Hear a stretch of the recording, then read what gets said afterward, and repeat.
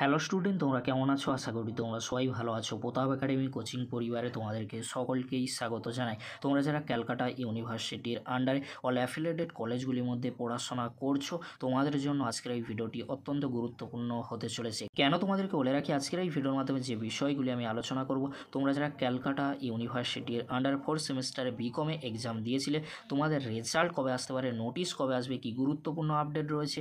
এছাড়াও তোমরা যারা 4 সেমিস্টার বিএ বিএসসি অনার্স কিংবা জেনারেল কোর্সের রেজাল্ট দেখেছো, রিভিউ আর এফএসআই নোটিশ কবে আসবে, রিভিউ করবে না এফএসআই করবে, রিভিউ করলে কত নাম্বার বাড়ে, এফএসআই করলে কত নাম্বার বাড়ে, রিভিউ আর এফএসআই একসাথে কি করা যায়, রিভিউ না এফএসআই করব, কোনটা সবচেয়ে ভালো সেটাও তোমাদেরকে বলবো। এছাড়াও তোমরা যারা ক্যালকাটা ইউনিভার্সিটির আন্ডারে সেকেন্ড সেমিস্টারে এক্সাম দিয়েছিলে, সিবিসিএস বা সিসিএফ এর আন্ডারে তোমাদের রেজাল্ট কবে পাবলিশ করা হবে, কি গুরুত্বপূর্ণ আপডেট রয়েছে আজকের এই ভিডিওর মাধ্যমে এক্সপ্লেন করব।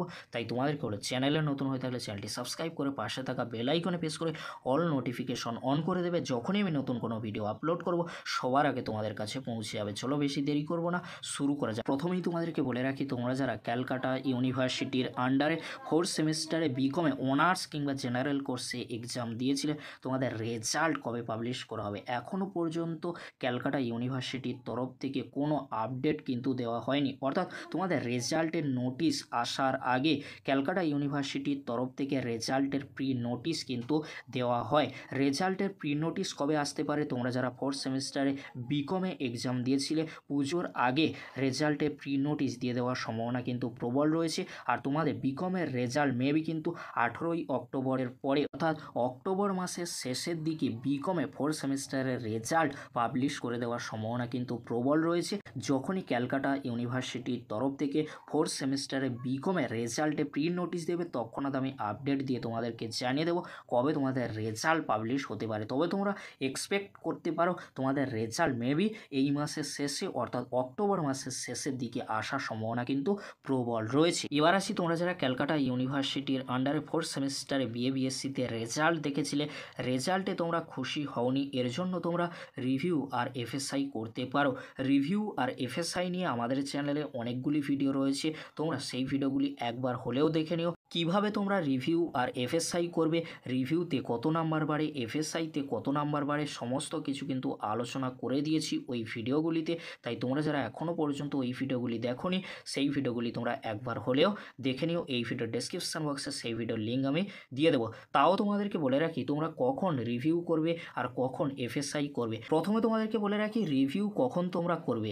মনে করো তোমার কোনো একটি পেপারে 5 থেকে 6 নাম্বারের জন্য সাপ্লি এসেছে, তখন তুমি রিভিউ করতে পারো। বাট তোমার যদি কোনো একটি পেপারে 10 থেকে 12 নাম্বারের জন্য সাপ্লি এসেছে, তাহলে তোমরা কি করবে, রিভিউ আর এফএসআই একসাথে করবে। কেন তোমাদেরকে বলে রাখি, রিভিউ আর যদি তোমরা এফএসআই একসাথে করো তাহলে ইউনিভার্সিটি কিন্তু চাপে থাকবে।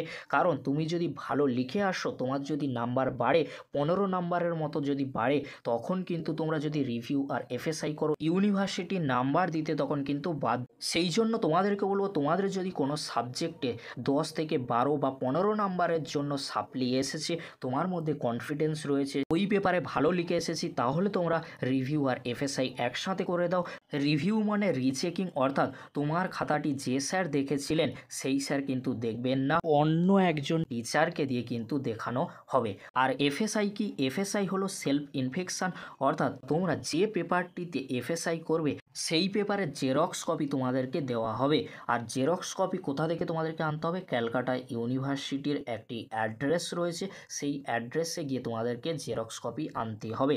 এই ভিডিওর ডেসক্রিপশান বক্সে ক্যালকাটা ইউনিভার্সিটির অ্যাড্রেস আমি দিয়ে দেবো, খুব সহজেই তোমরা সেই অ্যাড্রেসটি দেখে নিতে পারবে। এখানে তোমাদেরকে আরও বলে রাখি, তোমরা যারা ভালো এক্সাম দিয়েছিলে, ভালো এক্সাম দেওয়ার পরে ভালো রেজাল্ট এক্সপেক্ট করেছিলে বাট রেজাল্ট ভালো হয়নি, তোমরাও রিভিউ আর এফএসআই একসাথে কিন্তু করে দেবে।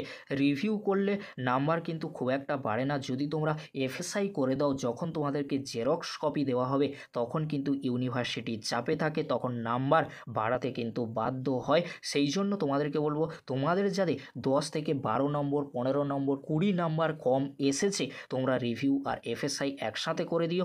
আর তোমাদের যাদের 5, 6, 7 নম্বর কম এসেছে বা নাম্বার বাড়তে পারে, তোমরা রিভিউ করে দেবে।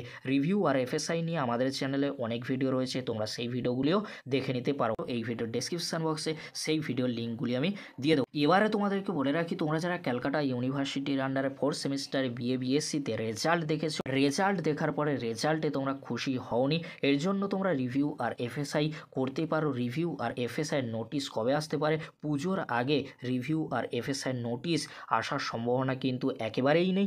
রিভিউ আর এফএসআই এর নোটিশ কবে আসবে তোমাদেরকে বলে রাখি, পুজোর পরে অর্থাৎ 18ই অক্টোবরের পরে যে কোনো দিন রিভিউ আর এফএসআই নোটিশ ইউনিভার্সিটির তরফ থেকে দিয়ে দেওয়া হবে। তাই তোমাদেরকে ওরা চিন্তা করার কোনো বিষয় নেই। তোমরা যারা 4th সেমিস্টারে বিএসসিতে রেজাল্ট দেখেছো, তোমাদের রিভিউ আর এফএসআই নোটিশ এই মাসের শেষের দিকেই আসার সম্ভাবনা কিন্তু প্রবল রয়েছে। যেহেতু সামনেই পুজো রয়েছে, তাই এখন রিভিউ আর এফএসআই নোটিশ আসার সম্ভাবনা কিন্তু নেই। এবারে তোমাদেরকে বলে রাখি, তোমরা যারা ক্যালকাটা ইউনিভার্সিটির আন্ডারে 2nd সেমিস্টারে সিবিসিএস বা সিসিএফ এর আন্ডারে এক্সাম দিয়েছিলে, তোমাদের রেজাল্ট অক্টোবরে আসবে না, নভেম্বর মাসের দিকে আসার সম্ভাবনা কিন্তু প্রবল রয়েছে। এই নিয়ে কিন্তু আমাদের চ্যানেলে ভিডিও রয়েছে, তোমরা সেই ভিডিওগুলি একবার হলেও দেখে নিতে পারো। আজকের এতটুকু, পরবর্তীতে দেখা হচ্ছে নেক্সট কোনো একটি ভিডিওতে। ভিডিওটি দেখার জন্য তোমাদেরকে অসংখ্য ধন্যবাদ।